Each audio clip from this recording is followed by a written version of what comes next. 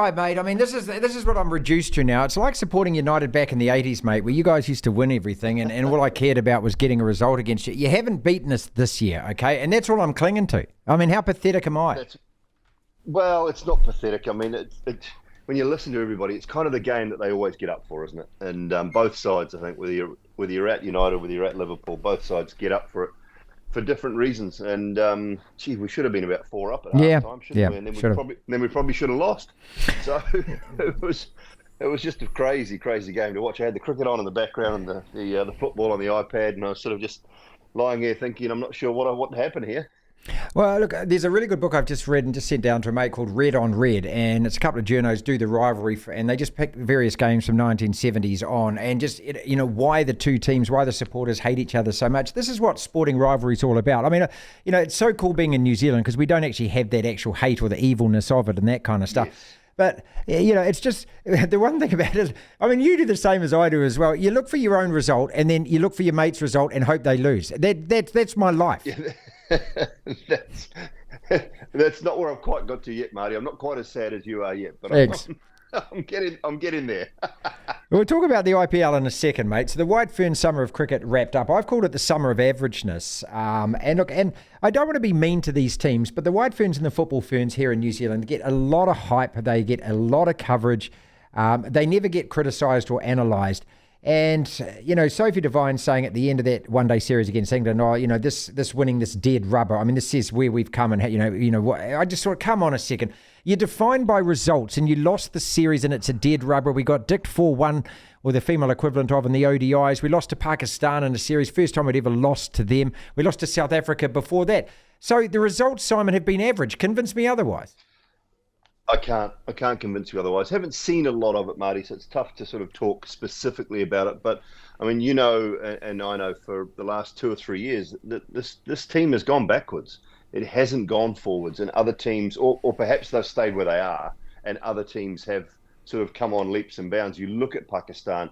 Now, if you'd said 5-6 years ago Pakistan would be beating New Zealand on a regular basis, someone would have put you in a straitjacket because it just couldn't have happened. But they have come on so far. South Africa are now probably in the top 3, 4 teams in the world easily. You've always got England and Australia. India are a very, very good side now, and we're threatening sort of 6th in the world. Well, we used to be 1 and 2 regularly in the world. So that tells me that, and it's there's more money in the game than there's ever been. There's large contracts now for these women. So to be putting in worse performances when you're actually demanding money and demanding things to make women's cricket right, and then start to perform a lot worse. And I've said it many times that the big name players get runs when it doesn't matter. And they're not winning big games.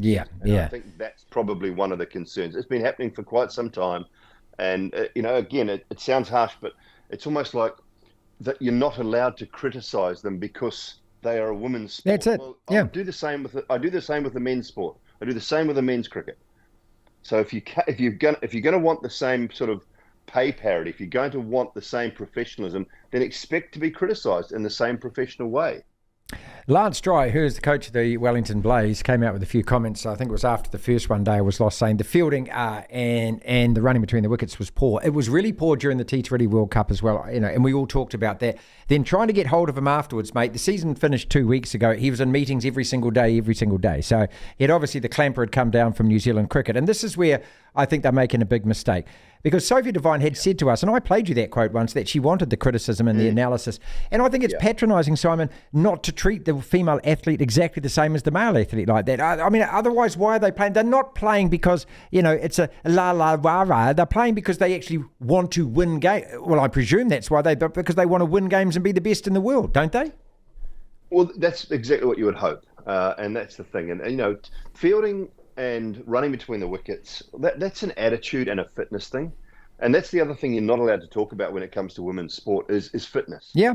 And now I know they're going to have different fitness standards, as in levels. I get that, that you can't have them doing 14 on the beat test because it's just not the same. And that you would cull probably 90% of that team if you ask them to do that. The men's team have to do 12 or 13 or whatever it is. And I don't know how many of the women's team will be able to do that. I'm just sort of surmising, guessing. But they will have to have different fitness standards, but they've still got to be fit. They're professional paid athletes. They have to pass certain fitness tests. And running between the wickets, fielding is an attitude. Yeah. You have to want to do it. And that's the one area that, you can always improve. You can always improve your fielding with some good, hard training. And, again, as I say, I didn't see enough of the series. I'm speaking generically here. Sure. When I look at IPL teams, when I look at men's teams, when I look at this T20 World Cup that's coming up, one of the attitude things for all of these, and I call them second-tier nations with due respect, the USAs, the Canadas, the Namibias, those sorts of teams that are going to this men's T20 World Cup, they would have to have the right attitude in the field, because they won't be able to compete with skill, bat and ball-wise, with the very, very top teams. Chris Cairns, and I'm sure that you've seen this across the websites as well, walking without his crutches and, walking with a cane. And look, I know that, as soon as you mention that name, there's a lot of people who are pretty anti him. I just think this is a fantastic story. It's a really heartwarming story for me. Good God, what he's gone through. And I'll talk to you about the cricket, because I know that you played with him for a long time. But just anyone that's gone through that, to have 3 absolute sledgehammers like that, and then to want to get better and to want to keep fighting. I just admire anyone that goes through this. Yeah, 100%. It's whatever people may have thought and may think about what has gone on with Chris in the past, it's an incredible story. It is a phenomenal story to get through to where he is now, from where he was. And you talk about everything that's gone on in his life in the last probably 5, 6, 7 years, and even in the last 6